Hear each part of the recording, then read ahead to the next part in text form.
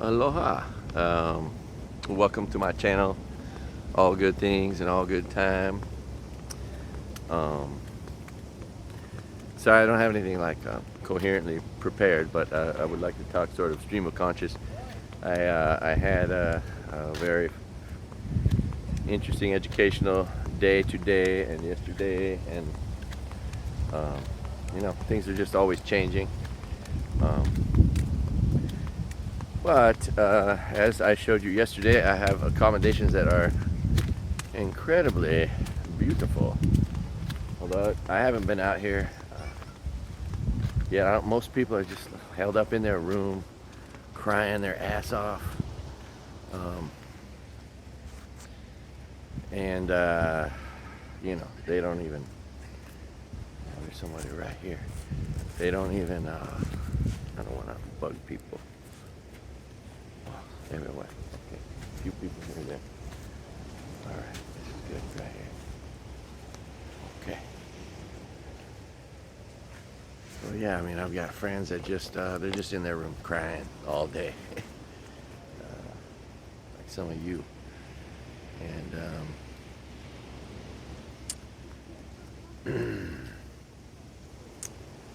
yeah, I mean, imagine if you were like shy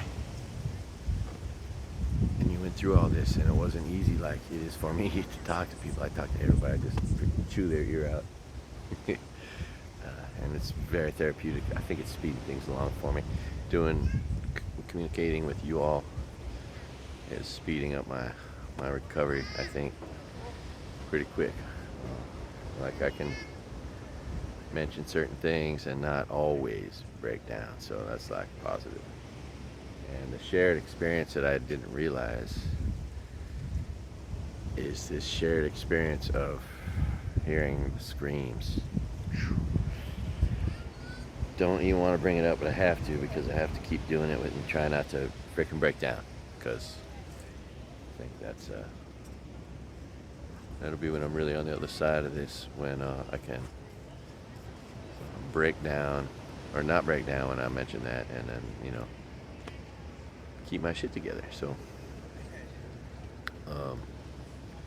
went to all of the, in case there's anybody from that are curious, I went to all the relief centers. I figured out I should be taking my friends, whoever I can find who needs to drive somewhere, to drive them places. So I took my two new female friends on a trip. We toured all the relief centers today on the north of us. We didn't go south. It's pretty perverted and sick, but there's a huge disaster relief area right near the fire, in the middle of it. So we'd have to go through it to get to it, which is just, at this point, already too much for most people. I don't want to go near it. I'm only going to drive to and from the other side at night. But that's so my female friends tried to go down there to the disaster relief center, and they just couldn't keep the shit there. They couldn't handle it. They had to leave. So I ain't going down there anyway. But up north, so Hanakawai has a killer. It looked like a great thing going on. That's right across the street from a farmer's market. I'm guessing there's some love and exchange between those beautiful organic ingredients from the farm, which is a store called the Farmer's Market, and the Hanakawai Park. So that seemed like a cool spot. And then S-turns looked like it was full of love. And then we went up to the park, Napili Park, and that's got a lot of stuff. And and then we went to Napili Plaza, and the girls got out and they got everything they need from there pretty much. And Joey's Kitchen. If you don't know about Joey's Kitchen, the Joey Macadang Dang. Joey Macadang Dang is back there cooking free meals for everybody. Morning, noon, night, 6 o'clock every night. You go get food. So, but some people just don't have cars. So I'm trying to, tell everybody that needs to be driven around. I want to be your taxi driver. That could be my purpose right now. Taking care of the people who are in worse shape than me with a few things I have, including if they need a little money or me to purchase something for them. Thanks to you guys and your Venmo, I can actually offer that and do that, and I love it. I asked those girls, if you don't have any cash, let me know. I'll give someone a little cash. Thanks to you guys giving it to me, I can give it to somebody else who needs it even more than me. And what a great place for your freaking money. Anyway, yeah. What else? What else? There's just so. Oh man, I've been seeing these huge military vehicles flying in and out. What the hell are they doing? What are they bringing in and out? Right, it's nothing we don't need that can be brought in on a pickup truck. And there's a lot of stuff that's been brought in. And it's just like waters and stuff. And there's only, unlike some other things where there's more people, there's only, I don't know, 5 or 10,000 of us. So all these hundreds of millions of dollars and the billions of dollars, you know, are going to God knows what. Meanwhile, I have not got $1. Not that I'm expecting anything or entitled to anything.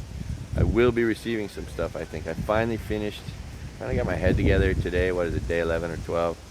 Finished the paperwork with FEMA over the phone. I still got to go on some computer somewhere and sign in and then whatever. So apparently there's $700 coming my way in the mail. It was mailed out on the 18th. What is that, yesterday? So that's cool. And then I just learned that the United Way wants to give everybody $1,000. So that's cool. I got to do whatever I got to do to get that from them. Anyway, thank you for your Venmo contributions. I've made more than $2,000, which is my income. Oh, just found out my Coco restaurant where I work, gone forever. 2 Michelin star chefs. Miraz from Miraz in San Francisco is one of the chefs, and then Chris. I'm sorry, I can't think of his last name. With a Japanese name. He's got some Michelin star restaurant in Oahu, and my cool breakfast waiter job is gone. So now I got to file for unemployment again. I never knew how that worked. I've never missed a day's work in my life. Never been. Yeah, always. Anyway, so for a guy who's never missed a day's work in his life, this is the second time I'm gonna have to do unemployment because of shit out of my control. But I learned the last time, that's pretty amazing. You get paid not to work. I did not ever understand how that stuff works, but that's basically what it is. My son works with me, so he just lost his job. But I just explained to him, man, this is our chance to do the best we can. Set ourselves up to be healthy and prosperous by not doing the wrong things, taking care of ourselves, taking care of our community, our family members, our whatever, our siblings, parents, neighbors. Start maybe going to school. Whatever. So there's that. That's the big one. Being told where you work is no longer is a little trippy, but it's all good. After you, my friend. Pardon me. Aloha. Aloha. So yeah, and I don't read all the comments anymore. I just can't. I'm trying to accomplish stuff, and I talk to people a lot, and that's my therapy. I will never pay a therapist, but I'll talk to freaking a stranger for an hour and get it out there. So I've been doing a lot of that talking stuff. Look where I am. You gotta recover from trauma. This is where it's at. But it's also a trip. We got several homeless people who didn't have a home, whose home was loitering in the streets. They have found themselves into all these shelters, which are now nice hotels. So it is totally like a small kind insane asylum. All these schizophrenics looking at the sky, talking to themselves. You know, I mean, and I can see people being upset about that, but I've decided to just find it amusing and not get pissed. Because, I mean, they deserve help too, but like, not like as if they just had their home burned down, right? Anyway, it's just a weird thing, you know? It's just weird seeing all these homeless people among us, knowing they have never tried to work in our town, but they've got mental illness, so, you know, what are you going to do? You can't really be too hard on them. But you would certainly like to see them get some help, get placed somewhere they get some help, and stop being on the freaking in front of us all the time in public, on the streets of Lahaina when they could be getting, living in a real place or get some help maybe. I don't know. So that is just a weird element. Just throughout this whole thing and all the shelters, every whatever, second, third, fourth, fifth person you see, definitely a homeless person. And in many cases, somebody I recognize because I've been watching them be homeless in my small town for 10, 20, 25 years. One guy, I've been watching him for 25 years. Two guys. Yeah. Anyway. That's, it's part of this landscape. Anyway, it is what it is. What else? My friend Adam, I Colts, we opened Duke's together here. He's having a hard time letting people give to him. So don't ask people what you can do for them. Just say, give me your freaking Venmo or whatever, or Cash App or whatever it is, and just send them money. They'll cry when they get it. It'll be really good for them. And also, they need it.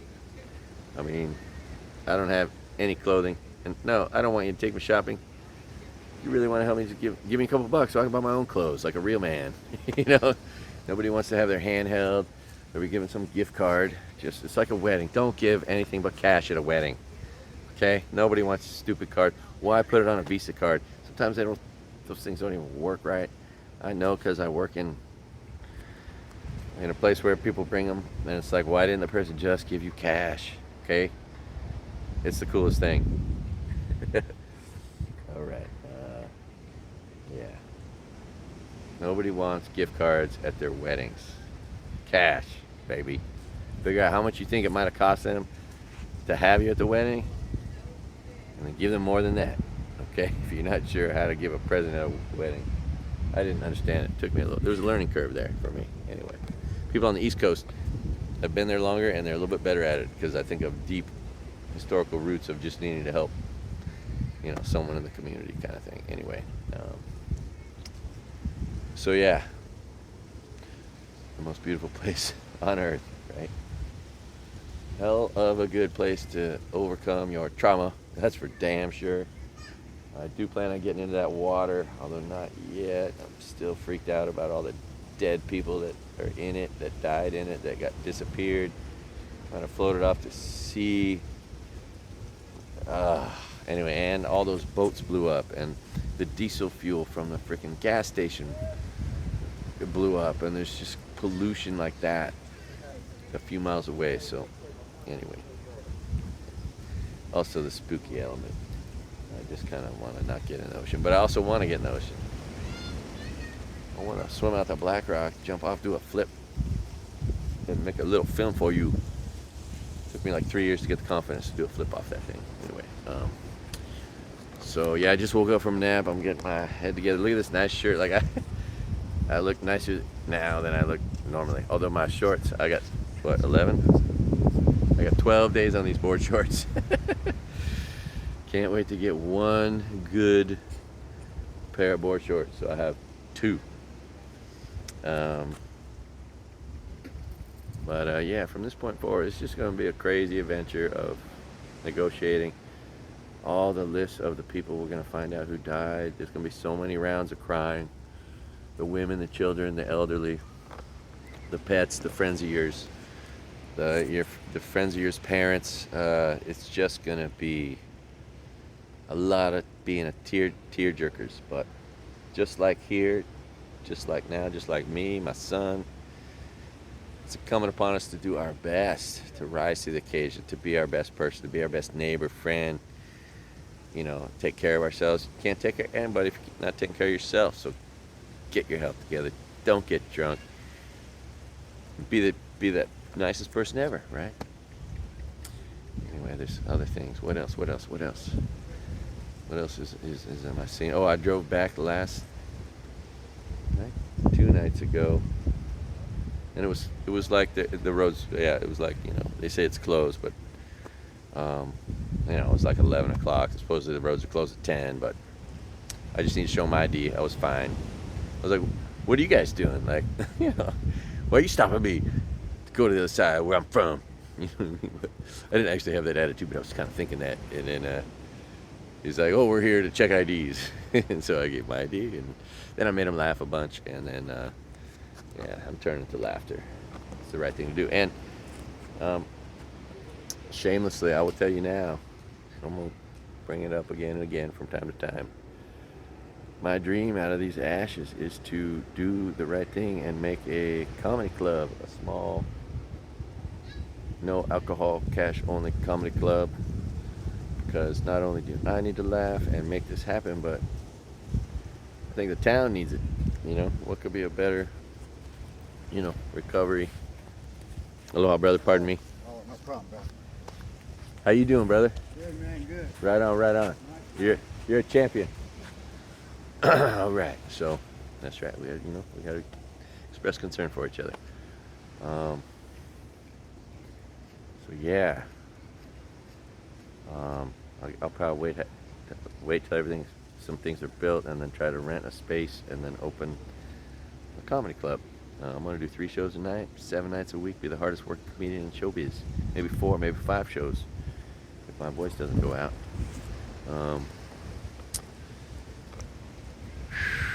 So there's that, right?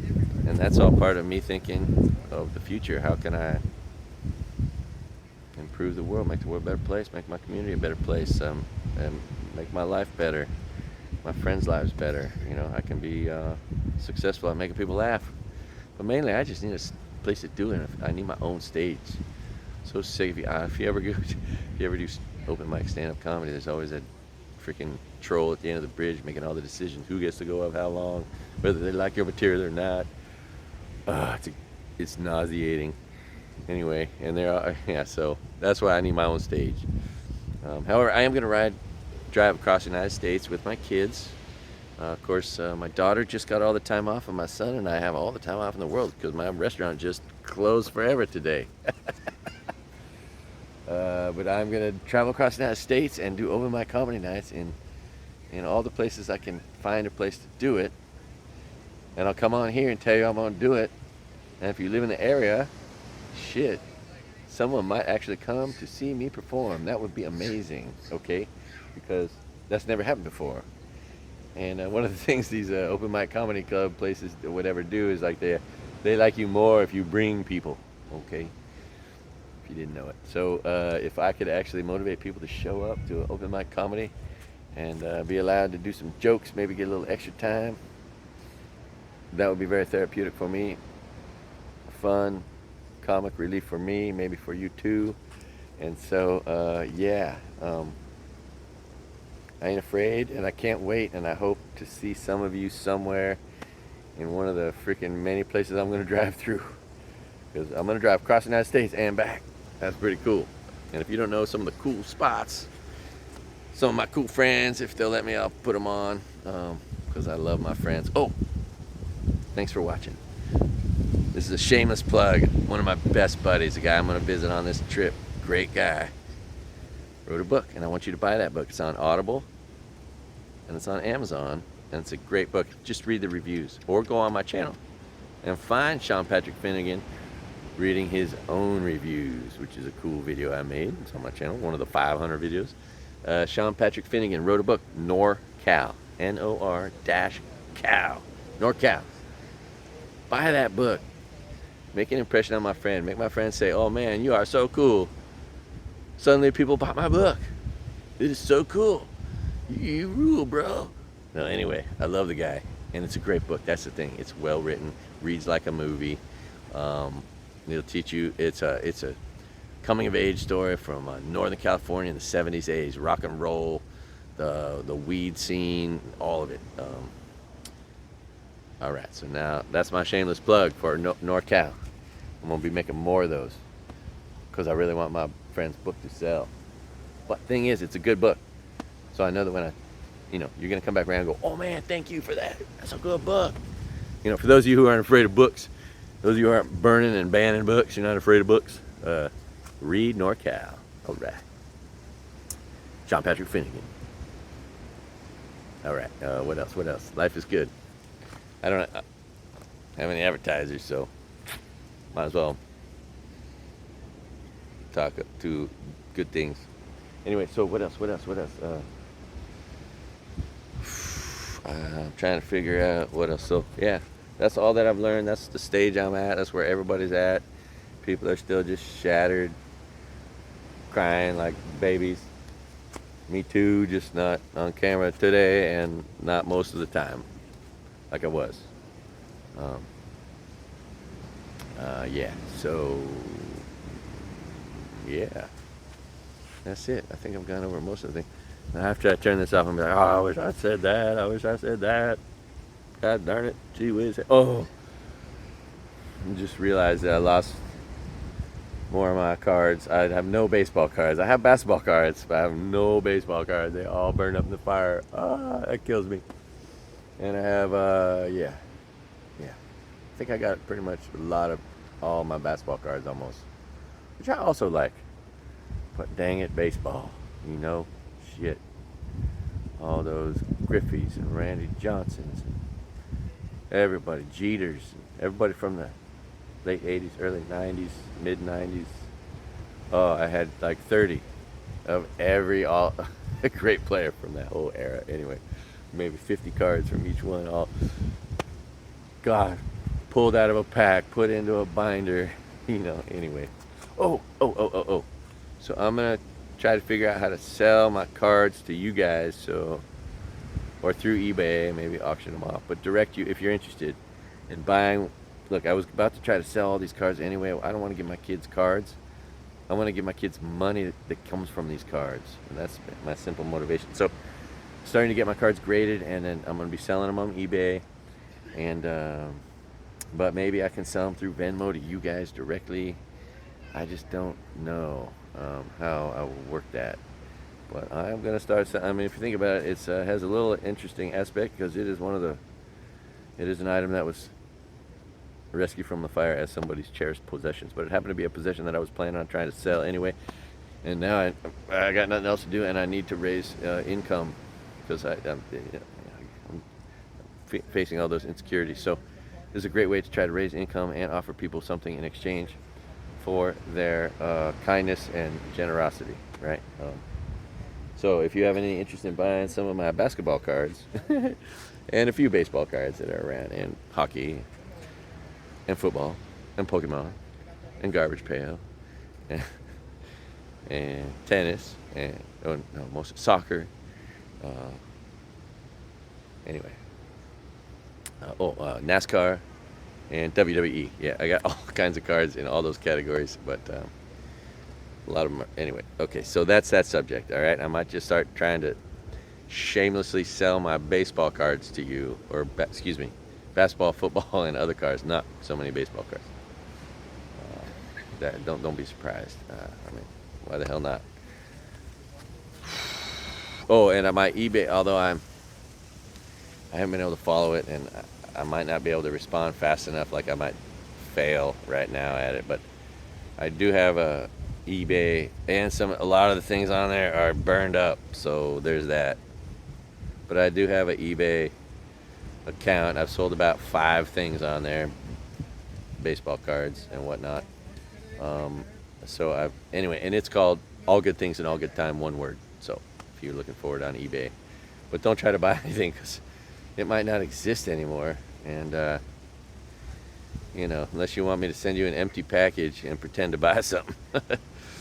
But yeah, I'm gonna probably announce it. I'll start. I just put things at a set price and whatever. So I'm gonna start auctioning things off maybe on eBay, and then telling you about it and showing it to you. And maybe it'll be easier to sell some stuff on eBay. I've sold 5 things over 2 years, so hasn't been really a source of income, but it has been a little $100 boost once in a while, right? So, yeah, look at this gorgeous night. That's the moon right there. I wonder if you can see anything behind me. Yeah, if I get out of that light, let it adjust. Anyway, yeah, reporting to you from Ka'anapali Beach at the Ka'anapali Beach Hotel on a gorgeous night in my stinky 12-day-old board shorts. Yeah, it's that's what's going on, man. People now have pretty nice accommodations in many cases, and they are so shattered they can't even freaking barely notice. I mean, they're just still just shattered. So, but people are putting themselves back together, and I got faith. We're gonna get strong. If you think about it, the deceased, they would want us to be our best right now, to try to rebuild and to take care of each other, not become drunks who fall apart, never recover. So that is our job. It's your job back at home. I know no one's there to counsel you, and you need it just as much. I mean, not entirely, but I mean everybody. There are a lot of good-hearted people with a heart and soul that are affected by this, and it makes sense. And we don't even know how many. It's 1,200 bodies in there. Maybe women, children, all that. We're gonna have some news that's gonna be real difficult, and then we're gonna go back to our places, and that's gonna be real difficult. Like there's just these various other things that will be affecting us. Plus, that oh shit, I have 10,000 oh shit moments. Oh shit, oh, I lost that thing too. And other people are going through that worse than I am, but I'm going through it too. And it is strange, just constantly remembering things you kind of loved having, or you had some plan for, or whatever. Something that took you a long time to acquire. Something that was sentimental you couldn't replace. All that. Anyway, thanks for letting me just ramble. I'm going to try to put together some kind of more coherent, consistent and coherent effort in front of the camera and whatnot. Almost maybe like some kind of regularly scheduled kind of podcasty thing or whatever, where I just, whether it's every day or every other day, or live, or interviewing other people, or I don't know. I'm not exactly sure what my next step is in all this, but I'm just going to keep reporting to you my experience and what's going on, and telling you the truth. As you've seen, people. And how about all these people getting their face in front of this thing? Tulsi Gabbard, Oprah Winfrey. Tulsi's a huge disappointment. The only woman I ever donated to, and then she became a freaking Fox News fool. Fox Liars channel. I mean, come on, Tulsi. What are you doing here? Oh. Well, that guy she talked to, Archie Kalepa. I know him a little bit. He is a living legend. Archie Kalepa, for real. A living legend, if you're not aware of who that guy was in that interview. What he says is the real deal, man. That guy. True waterman. Just like Duke Kahanamoku. I mean, he was a waterman. This guy's a waterman, anyway. What else?